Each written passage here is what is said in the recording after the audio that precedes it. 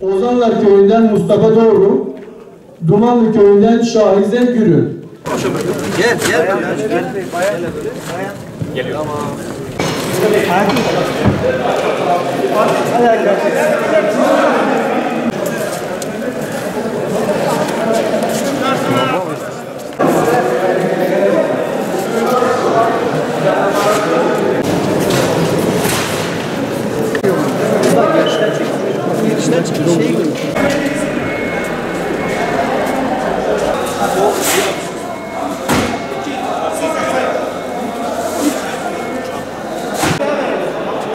Herkes bir aracı başına kalmasın.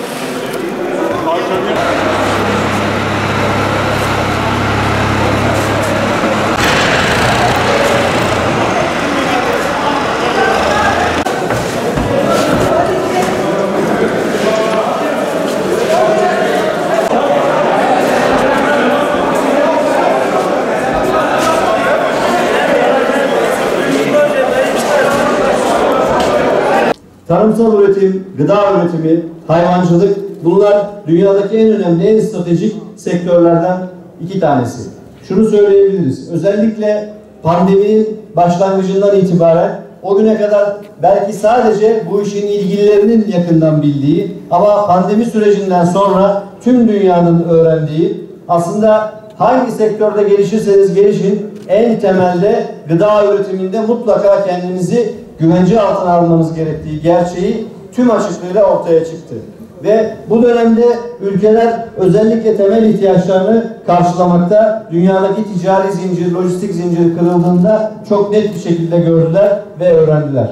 Ülkemizde zaten bu alanda devam etmekte olan çok ciddi çalışmalar mevcuttu. Fakat pandemi süreciyle birlikte bu çalışmalar daha da yoğunlaştırıldı. Hem ağır olarak bizler hem de ülkemizin tamamı kadimden beri bu topraklarda çiftçilik ve hayvancılık yapıyoruz. Yani bizler bu işi çok iyi bilen bir milletin evlatlarıyız. Sadece yapmamız gereken bu alandaki tıkanıklıkları aşmak, çözmek, çiftçimizin, hayvancılıkla uğraşan vatandaşlarımızın önündeki engelleri kaldırmak, onları harekete geçirebilmek için kritik alanlarda bir takım teşvikler yapmak ve bu vatandaşlarımızın önünü açmak.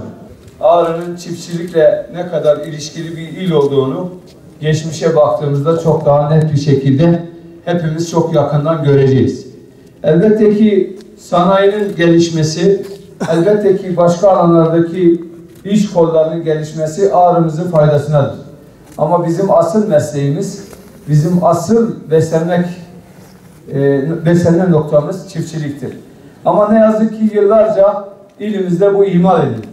Gerek devletin direkt çiftçiyi desteklememesi, çiftçinin yanında durmaması, gerek çiftçilerimizin zor şartlar altında üretimden uzaklaşması, ilimizdeki üretimi çok küçük bir seviyeye, çok az bir üretim seviyesine çekmiş oldu. Bunu en kısa zamanda bertaraf etmemiz lazım. Dünyanın bütün önemli teknolojisine sahip ülkelerin buğday kriziyle birlikte nasıl gıda kriziyle baş başa kaldığını hepimiz gördük. Dolayısıyla bundan da ders çıkararak kendi bölgemizden başlayarak çok daha önemli adımlar atmak zorundayız. Ağrı tarihi boyunca çiftçilikle uğraşmış, hayvancılıkla uğraşmış, önemli katkı yapmış, bu ülkeye önemli katkı yapmış bir ilimizdir. Biraz önce bahsettiğim gibi son dönemlerde çiftçilerimiz mağdur edildi. Geçen yıl buğday fiyatları 2,5 liraya tekabül eden bir fiyatla açıklandı. Daha sonra biz yurt dışından, biz Rusya'da diğer ülkelerden 5 milyon ton buğday aldık ve 5 liradan aldık.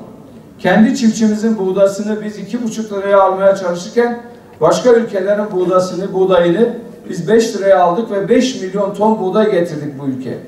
Ama bu yıl Allah'a çok şükür ki 7,5 lira güzel bir fiyattı. Bu fiyatla birlikte biz yurt dışından tek gram buğday getirmedik.